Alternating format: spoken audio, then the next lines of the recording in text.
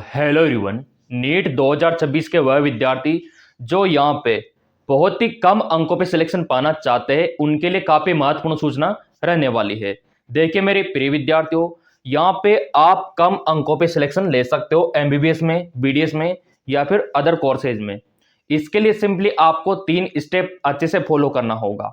पहला, आपको फॉर्म सही तरीके से अप्लाई करना होगा। प्रॉपर जो यहां पे मैं आपको दस्तावेज बताने वाला हूं वो आपको अपलोड करना होगा ताकि काफी सारा रिजर्वेशन आपको मिल सके। दूसरा, आपको एग्जाम देने का तरीका वो सही होना चाहिए। काफी सारे प्रिय विद्यार्थी वहां पे गलतियां कर देते हैं। तीसरा, आपका काउंसलिंग सही से होना चाहिए। अगर आप ये तीनों स्टेप अच्छे से फॉलो कर लेते हो तो आपका कम अंकों पे भी सिलेक्शन हो सकता है। आपने देखा भी होगा कि काफी बार आपसे कम अंकों वालों का सिलेक्शन हो जाता है और फिर कहीं ना कहीं आपको डाउट होता है कि हमारे तो उनसे भी ज्यादा अंक थे, हमारा सिलेक्शन क्यों नहीं हुआ। उसके पीछे होता है ये 3 स्टेप। ये अप्लाई करके आप भी हासिल कर सकते हो आपकी गवर्नमेंट सीट। ठीक है, तो मेरे प्रिय विद्यार्थियों, यहाँ पे फॉर्म अप्लाई करते समय काफी सारों ने अप्लाई कर भी दिया होगा और अभी आप करेक्शन भी कर सकते हो, कोई दिक्कत वाली बात नहीं है। ठीक है, तो यहां पे आप देख सकते हो गवर्नमेंट काफी सारा रिजर्वेशन आपको देती है, लेकिन ये आपको कब मिलता है मेरे प्रिय विद्यार्थियों? ये आपको तब मिलता है जब आपका कास्ट का सर्टिफिकेट, आपका जाति प्रमाण पत्र वैलिड हो। काफी सारे प्रिय विद्यार्थी यहां पे अपलोड तो कर देते हैं, लेकिन उनको यही पता नहीं होता कि ये वैलिड भी है या फिर नहीं है। अगर वो वैलिड नहीं है, भले ही आपने अपलोड कर दिया हो, तो कोई फायदा नहीं होगा, आपको मिलेगा नहीं आपको रिजर्वेशन। तो एक गलती तो आप यहां पे करते हो, तो ये गलती आप सुधार लो। यहां पे आप देख सकते हो कि गवर्नमेंट ने एससी कैटेगरी वालों के लिए 15% का रिजर्वेशन दे रखा है और एसटी वालों के लिए 7.5% का, और पीडब्ल्यूबीडी वालों के लिए 5% का रिजर्वेशन, और ओबीसी वालों के लिए 27% का, और ईडब्ल्यूएस वालों के लिए यहां पे 10% का। लेकिन ये आपको तब मिलेगा जब आपके पास में कास्ट का सर्टिफिकेट हो, लेकिन वो भी वैलिड हो। अब यहां पे आप बोलेंगे सर स्टेट का हो, सेंट्रल का हो, ये भी तो मायने रखता है ना। कुछ विद्यार्थी स्टेट का अप्लाई कर देते, फिर बोलते सर हमको तो रिजर्वेशन नहीं मिलता, हमको तो आरक्षण ही नहीं मिलता। कैसे मिलेगा? जब आप सेंट्रल लेवल की मेडिकल कॉलेजों में अप्लाई कर रहे हो काउंसलिंग के लिए, तो आपने अगर स्टेट का डाला है तो कहां से बेनिफिट मिलेगा? ये बात भी तो समझो आप लोग। तो मेरे प्रिय विद्यार्थियों, अभी भी मौका है, अभी भी आपके हाथ में बात है, कुछ बिगड़ा नहीं है। ये इतना सारा रिजर्वेशन आपको लेना है, तो आपका कास्ट का सर्टिफिकेट फॉर्म भरते समय वैलिड होना चाहिए, वही अपलोड करना है। जैसे मान लो आप ओबीसी में आते हो, अगर आप जनरल में आते हो तो फिर अप्लाई नहीं होगा, क्योंकि जनरल वालों को तो ऑब्वियसली बात है जनरल में काउंट करेंगे। कास्ट का सर्टिफिकेट एससी एसटी वालों का लगता है, ओबीसी वालों का लगता है, ईडब्ल्यूएस वाले, है ना। तो यहां पे देखो, अगर आप यहां पे अभी भी अप्लाई कर देते हो, वैलिड होना चाहिए। पुराना अगर आपका है तो रिन्यू करवा लो, कोई दिक्कत नहीं।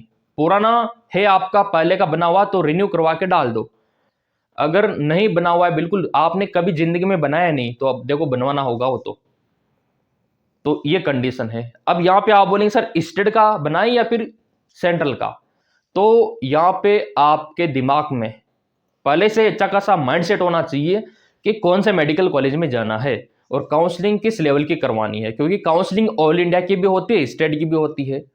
अगर आपके पास में स्टेट का बना हुआ कास्ट का सर्टिफिकेट है तो वो आपके राज्य में ही काम करेगा, बाहर काम नहीं करेगा। वो आपके अपने राज्य के जितने भी मेडिकल कॉलेज है वहां पे तो आपको रिजर्वेशन मिल जाएगा। लेकिन जैसे आप आउट ऑफ स्टेट जो ऑल इंडिया की मेडिकल कॉलेज है वहां पे काउंसलिंग के लिए अप्लाई करोगे तो रिजर्वेशन नहीं मिलेगा। तो आप सेंट्रल का बनवा सकते हो। सेंट्रल का आपके स्टेट में भी काम करेगा, आपके राज्य में भी काम करेगा और बाहर भी काम करेगा। तो सेंट्रल का बनवाना अच्छी बात है। अब यहां पे देखो, फॉर्म भरते समय ये आपको डालना होगा कास्ट का सर्टिफिकेट, आपका जाति प्रमाण पत्र, ये आपको डालना ही होगा, अपलोड करना ही करना होगा, तब जाके काम बनेगा, अदरवाइज नहीं बनेगा। यह आपके लिए बहुत ज्यादा इंपॉर्टेंट है। और भी चलो यहां पे देख लेते हैं। ये देखिए किस डेट का होना चाहिए, पूरा यहां पे लिखा हुआ है, और ये आपके एनटीए ने भी डाल रखा है। और ये हर कॉलेज में काम करेगा, all India, government, private, semi government, है ना। ये देखिए, ये देखिए, ये सभी में काम करेगा आपका, नीट ओनली, ठीक है। और भी चलो मैं आपको दिखा देता हूँ, और सभी कोर्सेज में, चाहे आपका एमबीबीएस हो, बीडीएस हो, बीएमएस हो, बीएसएमएस हो, बीओएमएस हो, ठीक है, बीएचएमएस हो, सभी कोर्स में आपको रिजर्वेशन मिलेगा, साफ साफ बोल रखा है। ऐसा नहीं कि एमबीबीएस में मिलेगा, सभी में। और भी चलो यहाँ पे देख लेते हैं, डेट वगैरह सारा इसमें दिखा रखा है, डेट वगैरह सारा इसमें दिखा रखा है। तो ये फॉर्म भरते समय आपको डाल देना है, ये पहला स्टेप आपका फॉर्म भरने का। दूसरा, एग्जाम देने का तरीका सही होना चाहिए। अगर आपको कम अंकों पे सिलेक्शन पाना है तो उसका क्या तौर तरीका है वो तो मैं आपको अभी दिखा दूंगा। उसका तौर तरीका क्या रहने वाला है, पहला तो आप एग्जाम देते समय काफी सारी गलतियां कर देते हो। क्या कर देते हो गलतियां, क्या गलतियां करते हो मैं आपको दिखाता हूं। जब आप एग्जाम देते हो तो आपका पेपर कोड अलग अलग होता है, किसी को बायो पहले मिलता है, तो किसी को केमिस्ट्री पहले मिलता है, और किसी को फिजिक्स पहले मिलता है। विद्यार्थी क्या करता है, जो उसको पहले मिला उसी को करने लग जाता है। जैसे मान लो किसी को फिजिक्स पहले मिल गया तो वो उसी को करने लग जाता है। ये सबसे बड़ी गलती आप लोगों की, ऐसा नहीं करना होता, आपको सीक्वेंस वाइज चलना होता है। यानी कि अगर आपको फिजिक्स पहले मिल गया तो बायो को ढूंढो कि बायो कहाँ है, पीछे पीछे है, बीच में है, कहाँ पे है।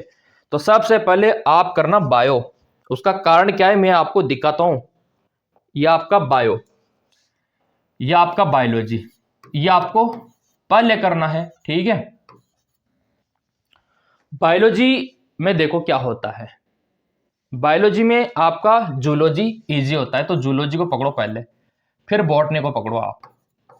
कैसे सिलेक्शन नहीं होगा, 100% होगा। दुनिया की कोई ताकत रोक ही नहीं सकती ना, क्योंकि स्पेस से खुद हम गुजरे हुए, तो हमको अच्छे से पता है कि क्या करना होता है क्या नहीं करना होता। मेरे प्रिय विद्यार्थियों, बायो में भी पहले जूलॉजी फिर बॉटनी, उसके बाद आपको जाना है केमिस्ट्री पे।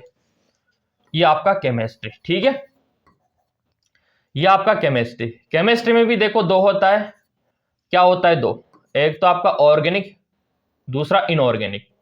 तो इनऑर्गेनिक को पहले करोगे तो बेटर रहेगा, ऑर्गेनिक को बाद में करना, क्योंकि इजी आपके लिए वही रहेगा इनऑर्गेनिक।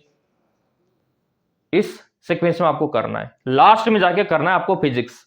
और फिजिक्स में भी करना क्या है अभी मैं आपको दिखाता हूं। लास्ट में आपको फिजिक्स करना है, और फिजिक्स में आपको क्या करना है, सबसे पहले वो करना है जो नॉन न्यूमेरिकल हो, क्योंकि नॉन न्यूमेरिकल में ज्यादा दिमाग लगाने की आवश्यकता है नहीं। नॉन न्यूमेरिकल, ये दो भाग होते हैं ना सभी के, फिर आपको न्यूमेरिकल करना है। ये आप देख सकते हो, अगर इस सीक्वेंस में चलोगे तो 100% आपका सिलेक्शन हो जाएगा। ये हमारा एक्सपीरियंस करता है। अब यहाँ पे ऐसा क्यों, क्योंकि बायो कवर हो गया, केमिस्ट्री हो गया। अब कुछ बच्चे क्या करते हैं, उनको फिजिक्स पहले मिल गया तो वो उसी को करने में लग जाता है, और उसमें भी न्यूमेरिकल को करने लग जाता है। उसके चक्कर में 1-1.5 घंटा कब खत्म हो गया उसको पता ही नहीं चलता, और उसका रह जाता है, बायो गया केमिस्ट्री गया, छूट जाता है, वो कर ही नहीं पाता, समय मिल ही नहीं पाता, क्योंकि सारा दिमाग तो उसने फिजिक्स में खराब कर दिया, तो उसका सब छूट गया, तो कहां से सिलेक्शन होगा। और पहले अगर आपने बायो को पकड़ लिया, बायो इजी है, तभी तो आपने बायोलॉजी लिया 11th में, तो बायो इजी है तो आपको ये करना है जूलॉजी, बॉटनी, फिर केमिस्ट्री में इनऑर्गेनिक, ऑर्गेनिक, बिल्कुल नॉर्मल होता है केमिस्ट्री। बायोलॉजी वालों का फेवरेट केमिस्ट्री, मैथ वालों का फेवरेट फिजिक्स, सिंपल सी बात है। अगर ये करते करते फिजिक्स थोड़ा आधा भी कर लिया तो भी आपका काम बन गया। फिजिक्स में आपने न्यूमेरिकल को छोड़ दिया तो भी सिलेक्शन हो जाएगा आपका, बिल्कुल सही सुना।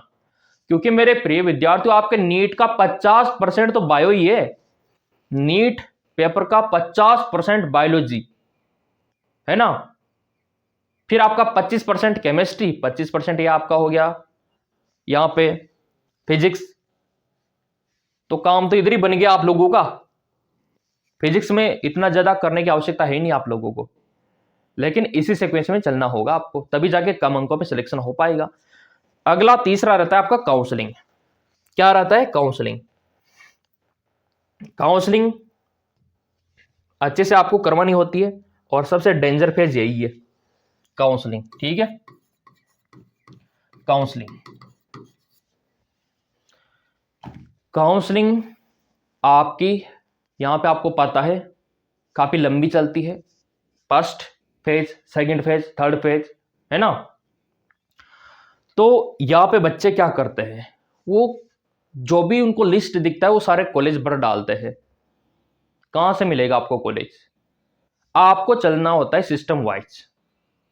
सिस्टम है तभी कुछ है। आपको यहां पे भरना होगा जहां पे गवर्नमेंट मेडिकल कॉलेज सीटें ज्यादा है उनको पहले डालो, है ना। जहां पे भीड़ कम है, कंपटीशन कम है, उनको पहले डालो, ताकि आपका कम अंकों पे सिलेक्शन हो। यह काम आपको करना होता है। और आपने देखा भी होगा काफी बार आपसे कम अंकों वालों का सिलेक्शन हो जाता है और आप रह जाते हो। उसका कारण यही है कि उसने 3 स्टेप को फॉलो किया है। फॉर्म अच्छे से भरा है, कास्ट का सर्टिफिकेट वैलिड डाला है अच्छे से, एग्जाम जो मैंने आपको बताया उसी सीक्वेंस में दिया है, काउंसलिंग अच्छे से करवाई है, तो क्यों नहीं होगा सिलेक्शन। अब यहां पे काउंसलिंग ऑल इंडिया का भी होता है, स्टेट का भी होता है, तो आप दोनों करवा सकते हो, कोई दिक्कत नहीं। और आपको यह जानकर खुशी होगी कि काउंसलिंग में हम आपकी हेल्प भी करते हैं, है ना। तो आपके नंबरों के अकॉर्डिंग भी हम आपको बताते हैं। तो काउंसलिंग पे आपको प्रॉपर ध्यान देना होगा और सही सीक्वेंस में आपको करवाना होगा और प्रॉपर दस्तावेज आपको लगाना होगा और कोई लापरवाही आपको नहीं करना होगा, ताकि आपका भला हो सके। तो फॉर्म भरते समय अगर आपने कास्ट का सर्टिफिकेट नहीं डाला है तो करेक्शन में अगर मौका मिलेगा तो प्लीज़ उनको कर दीजिएगा, और पुराना नहीं चलेगा, नया चलेगा, ताकि आपका कम अंकों पे सिलेक्शन हो सके। और हमारा यही प्रयास रहता है कि आपका कम अंकों पे सिलेक्शन हो। और इस फेज को भूलना मत, ये काफ़ी डेंजर है, क्योंकि इसी के बाद सीधा आपको मेडिकल कॉलेज मिलता है। तो मेरे प्रिय विद्यार्थियों, 10वीं का मार्कशीट, 12वीं का मार्कशीट, जाति मूल और आपका गवर्नमेंट आईडी, ये सब आप अच्छे से चेकआउट कर लेना जिन्होंने फिलअप कर दिया फॉर्म। और वैसे एंटी अपडेट देगा, कुछ कमी रह गई तो आपको बताएगा भी सही, है ना। और आप लोगों के लिए तैयारी के लिए पूरा बंदोबस्त भी तो कर रखा है, आप देख सकते हो और क्या चाहिए। यहाँ पे आप देख सकते हो, ये आप लोगों के लिए एमकेएस एकेडमी ऐप, इसका लिंक वीडियो के डिस्क्रिप्शन में दे रखा है, वहां से डाउनलोड आप कर सकते हो। डाउनलोड करने के बाद इस प्रकार का इंटरफेस आपको दिखाई देगा। मोबाइल नंबर डाल दो, ओटीपी डाल दो, नीट कोर्स लाइव 2026, और क्या चाहिए। ज्वाइन करो, तैयारी करो, सिलेक्शन पाओ। अगर आप गरीब परिवार से बिलोंग करते हो तो भी आप इसको अफोर्ड कर सकते हो, है ना, क्योंकि बहुत ही कम फीस आप लोगों के लिए रखा गया है। और इसका लिंक वीडियो के डिस्क्रिप्शन में मिल जाएगा। नोट्स के लिए जो नंबर आपको स्क्रीन पे दिख रहा होगा उन पे आप व्हाट्सअप कर सकते हो। तो आपको हिंदी मीडियम और इंग्लिश मीडियम दोनों में नोट्स आपको मिल जाएगा मेरे प्रिय विद्यार्थी।